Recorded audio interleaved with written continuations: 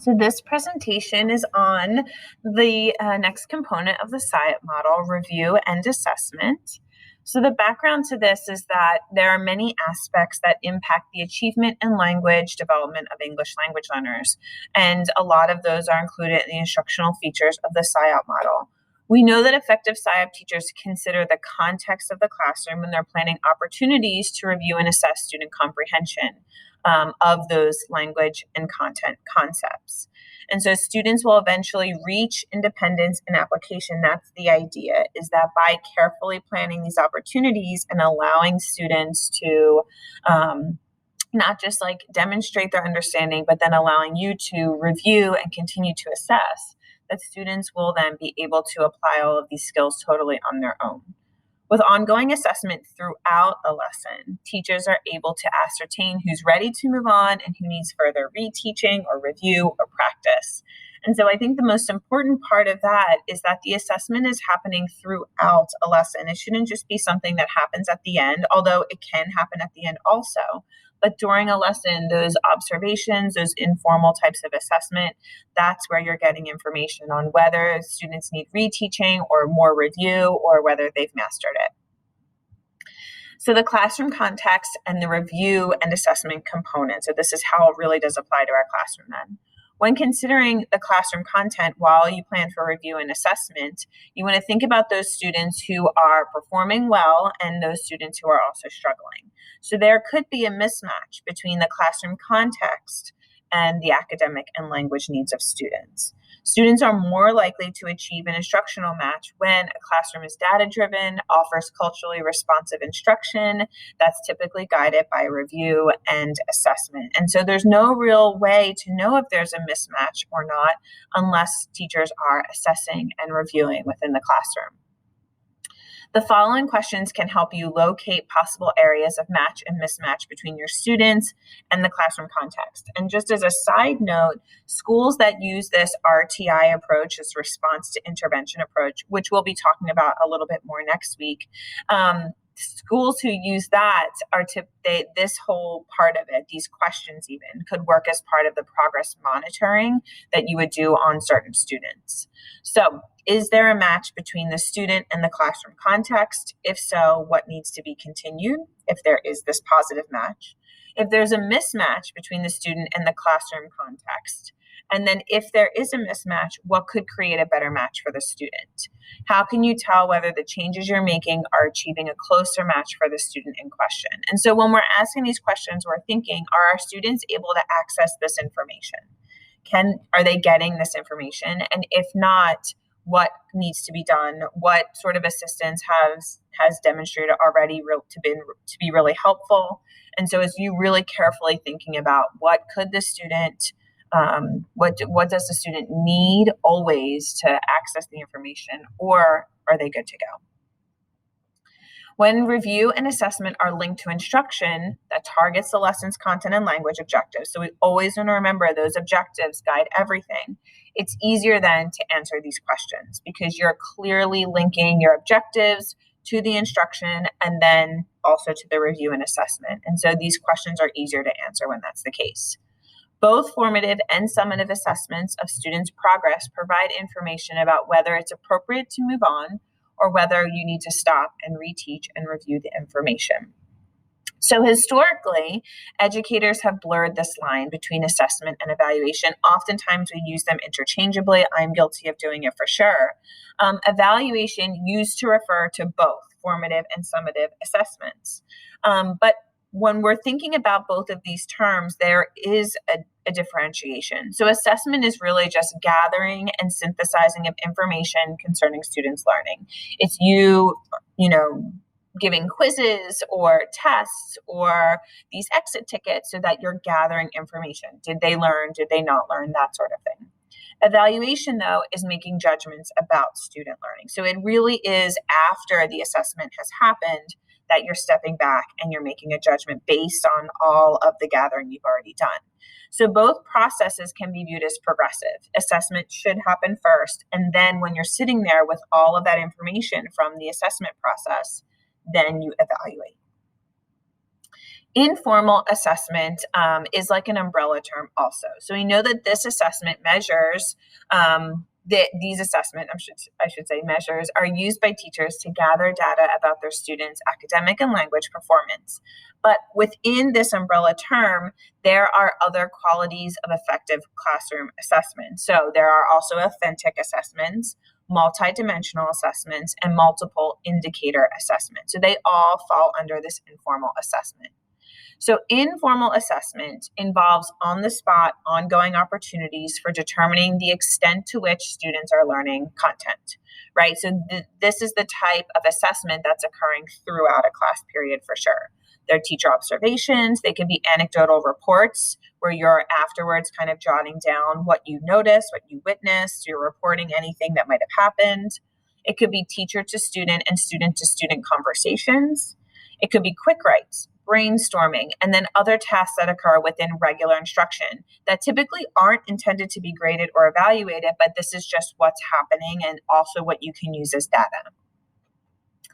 Within this informal assessment umbrella term, there's authentic assessment, and that's characterized by its application to real life. That's where we get the authentic part.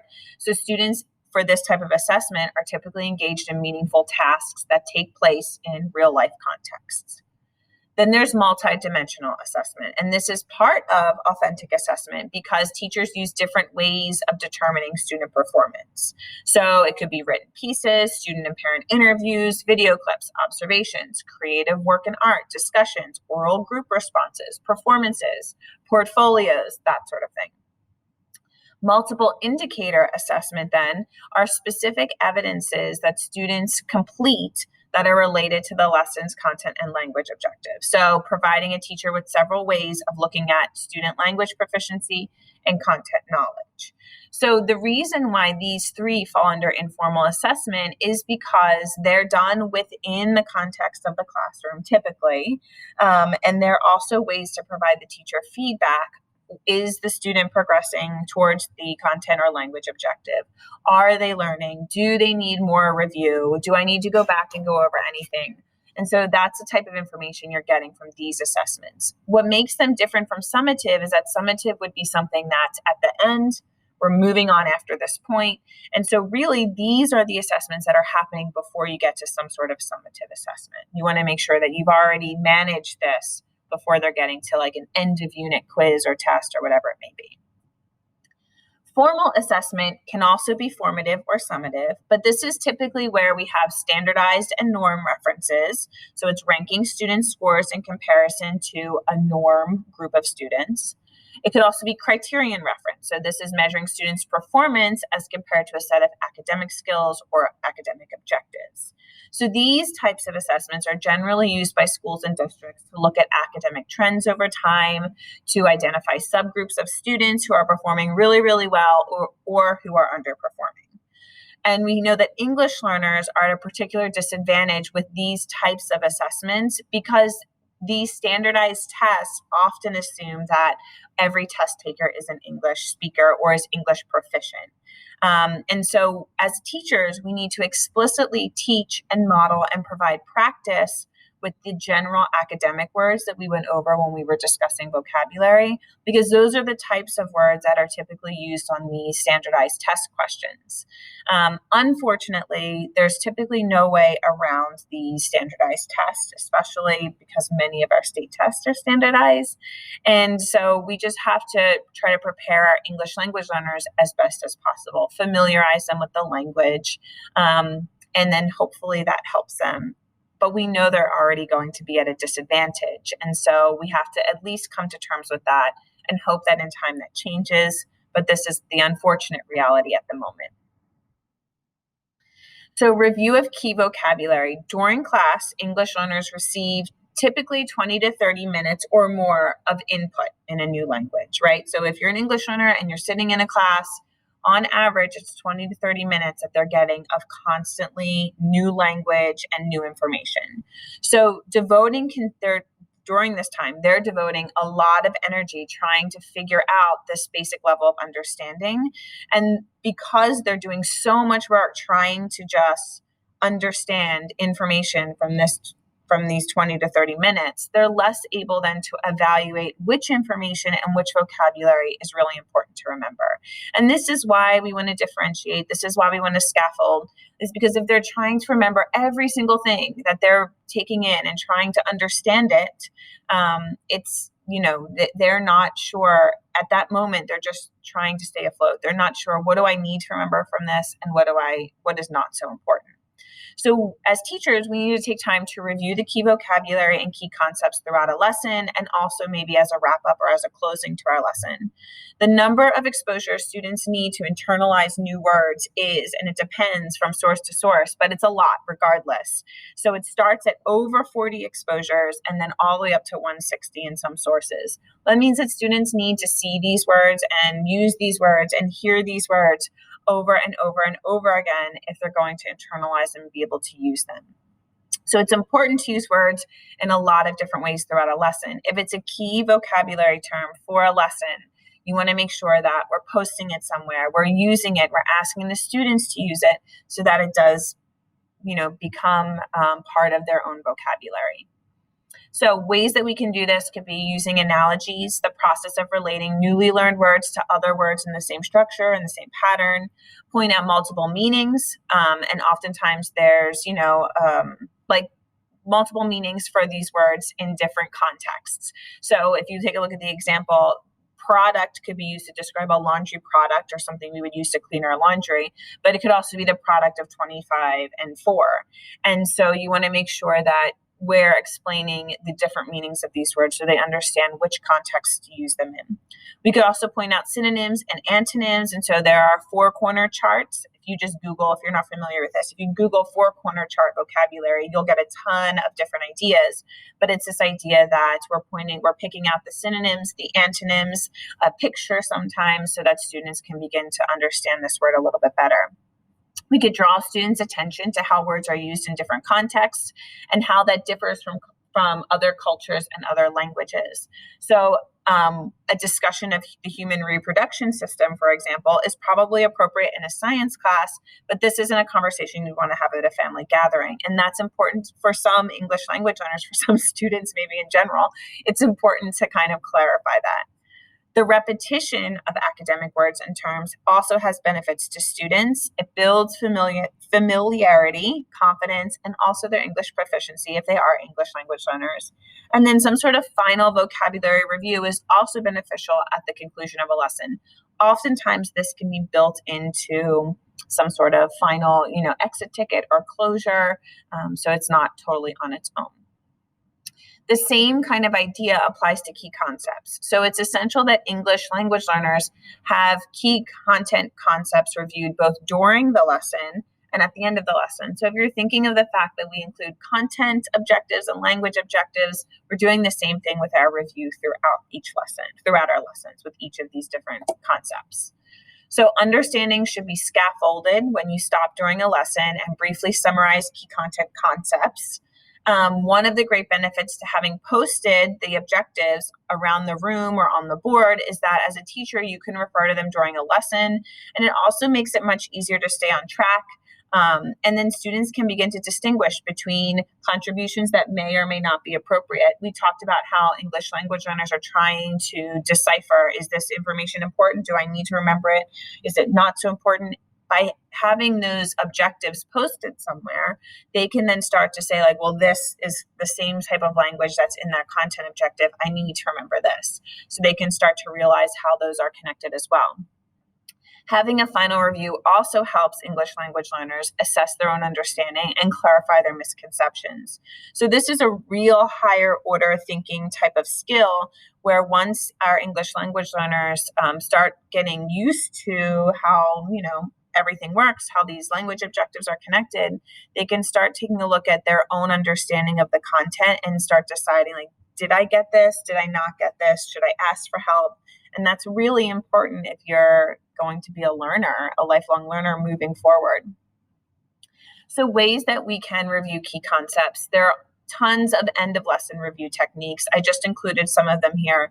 These outcome sentences are really popular, and that's where you post these like sentence starters somewhere and then have the students answer them.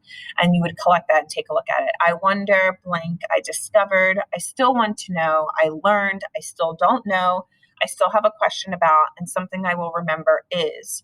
And by using these, even with every student, but also with English language learners, I think it does help them start to understand really what they've grasped and what they still are unsure about.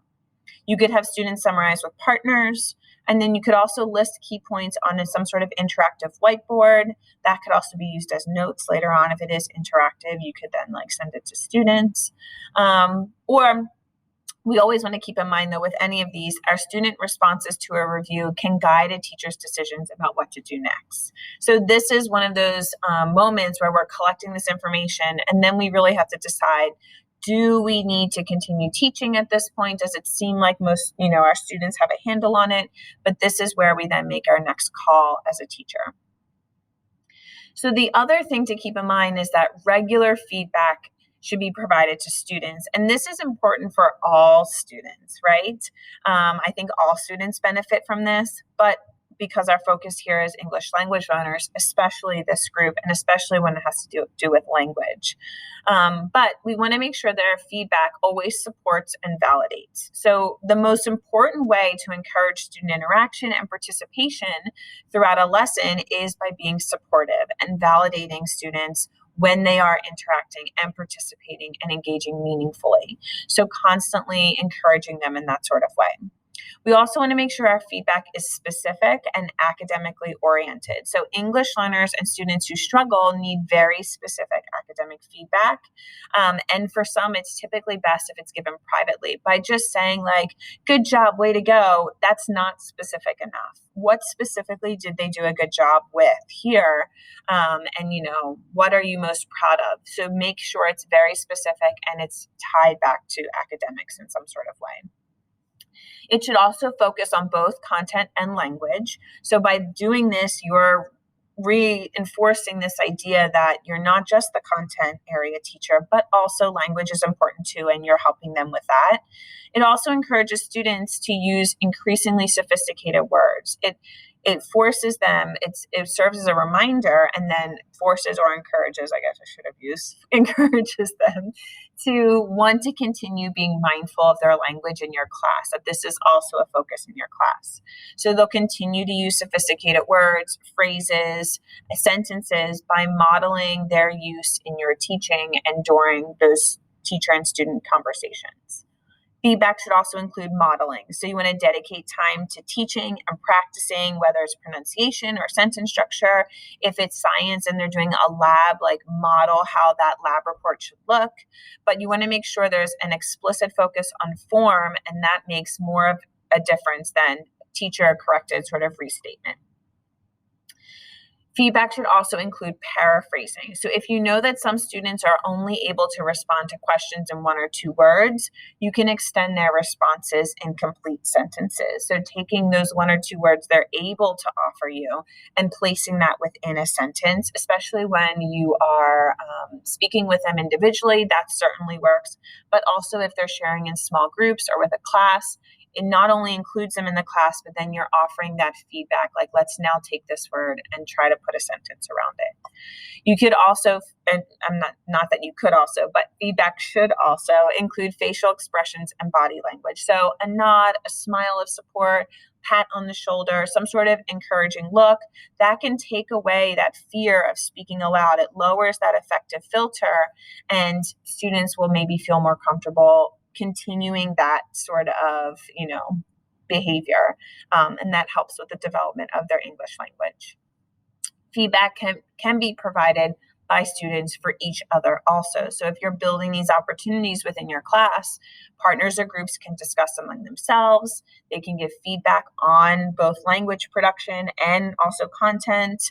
And so then report back even to the whole class. So this is something that could just be a practice or a way for our students to work together. So assessment of all lesson objectives. In SciUp lessons, assessment typically takes place at any time during the lesson. We kind of talked about that a little bit, and teachers are encouraged to assess students whenever they have an opportunity. Learning to implement the SciUp model often have this concern about having varied assessments throughout a lesson, because it does mean that there's there's some work that is going to be dedicated to creating them, and some work that needs to be put into all of this ahead of time. And they wonder, another criticism aside from the workload is it unfair if students are not all assessed the same way? They're not all assessed equally. So for English learners, especially, assessment adaptations have to be made if teachers are going to really get an accurate idea of which lesson objectives and standards are met. So just like we would for students who are part of a special education program, we do the same thing for English learners. It's not fair for them, right? So we talk about the difference between equality and equity here. It's really not fair for them if you're giving everyone the same assessment, because they may not be able to show you their real understanding, an accurate depiction of what they can do, if the language is a barrier for them. So I would stress that students should be assessed individually to determine if learning has taken place, and not that maybe groups of students should be assessed individually, but English language learners do need some sort of modification. And that's something that needs to be addressed. With an ESL teacher, they would be able to help you with that if you're not sure how to do that. If teachers gather baseline data on what their students know and what they can do with the content information before the instruction or the lesson happens, then they can assess what they know and what they can do afterwards, and then identify whether the students have made growth or whether they haven't. So always getting some sort of understanding or having some sort of baseline before a lesson, that's really helpful in knowing, did they learn something or did they not? So pre-test often are used for that idea. So this is just an example of a lesson and how you could go about assessing the learning. So the lesson begins with an activity that activates students' prior knowledge and experience and provides an opportunity to build background for those who need it. This is a great opportunity to assess those who may lack background information about a topic and or have difficulty with any sort of content or language objectives that they're about to see in the lesson. So this is where you can assess their baseline understanding. During the lesson, while students are practicing and applying the lesson's key vocabulary and concepts, there's another opportunity to see who may need more review or reteaching. So informal assessment should be occurring during this time. Teacher observations, spot checking with individuals, using group response techniques, all of those can be used to decide, where do we stand as a class or as groups of students, who needs more review and more reteaching, and who's ready to go. And this becomes easier and easier as you know your students a little bit better. At the end of the lesson then, SciUp teachers would assess which students have really met the objectives, those content and language objectives, by reviewing them with individuals or with the class as a whole. And so this final review does provide the teacher with the information that's needed to plan the next lesson. So what's my next step here? And that information should go into that decision.